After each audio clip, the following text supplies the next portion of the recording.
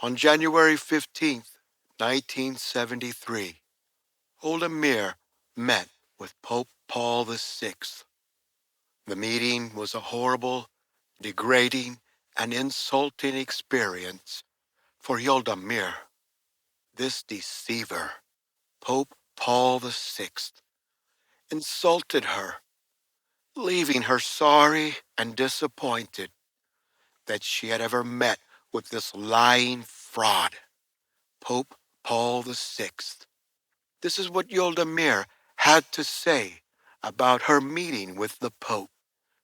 Afterwards, Golda said, "The man of the cross, who heads the church, whose symbol is the cross, under, under which many Jews were killed for many generations. I could not escape the feeling. It stuck with me, and he felt it, that a Jewess was sitting opposite him. A Jewess was sitting opposite him." The older mayor went on to say, right at the start, I didn't like it at all. Right at the start. The Pope told me he found it difficult to understand how the Jewish people who should conduct themselves mercifully should react in their country so harshly. "I can't stand it," said Golda, "when they talk like that." So I said to the Pope, "Do you know the first memory of my life? The pogrom of Kiev. The pogrom was the looting, the raping, and the murder and the persecution of hundreds of Jews that went on around Golda when she was a little girl. Looting, raping, murder, and persecution that went on around Golda when she was a little girl." Golda was born May the 3rd, 1898. And in 1881 and in 1905, there were large-scale pogroms in Kiev. Many, many Jews were randomly murdered, many Jewish women were raped and abused, and Jewish houses and stores were looted or destroyed. Her family had fled their home to escape being raped, being killed and tortured, and being attacked. Mob attacks that had been carried out against the Jews in Russia by the Catholic Orthodox fanatical satanic cult. Golda later recalled that her childhood was a childhood of terror and violence.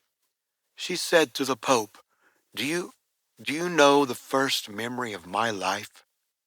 Golda told the Pope, "When we were merciful, we didn't have a country, and we were weak, and they took us to the gas chamber. The fact is that this Pope, Pope Paul VI, and every Pope, is so far out of touch with reality." After the meeting, a journalist told Golda that people were describing the Vatican's behavior as a diplomatic slap in the face, and that people were describing it as a stab in the back, as a stab in the back, as a stab in the back. The Jews were rounded up in nearly every Catholic country. 75,000 Jews deported from Catholic France. In Catholic Croatia put 15,000 Jews into concentration camps. Catholic Italy, 5,000 Jews were deported out of Catholic Italy to Auschwitz. There weren't that many Jews in Catholic Italy. They didn't like Jews. In Catholic Hungary, more than 430,000 Hungarian Jews were sent to Auschwitz. In Catholic Romania, the Romanian Catholics slaughtered and murdered thousands of their Jews, forcing them to convert to Trinitarianism. To Trinitarianism. The Catholic Netherlands, more than 107,000 Jews were sent to Auschwitz, Sobibor, and Bergen. Around 102,000 of them were murdered.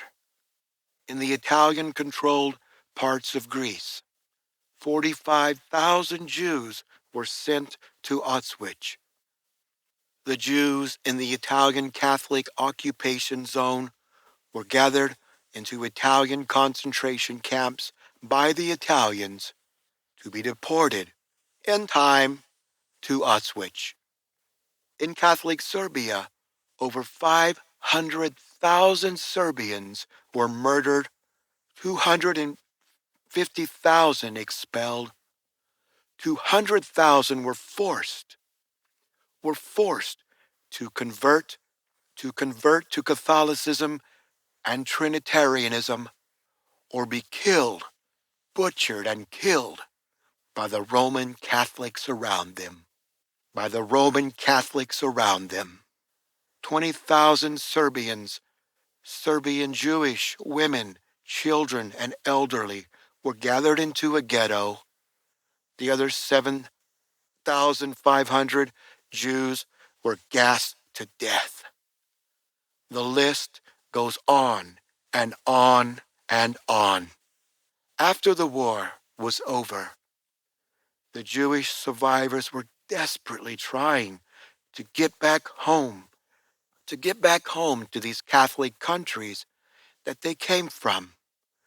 They had no home, looking for acceptance back into Catholic Italian life, thinking that the Italians would at least let them live like dogs and rats and roaches back in Italy.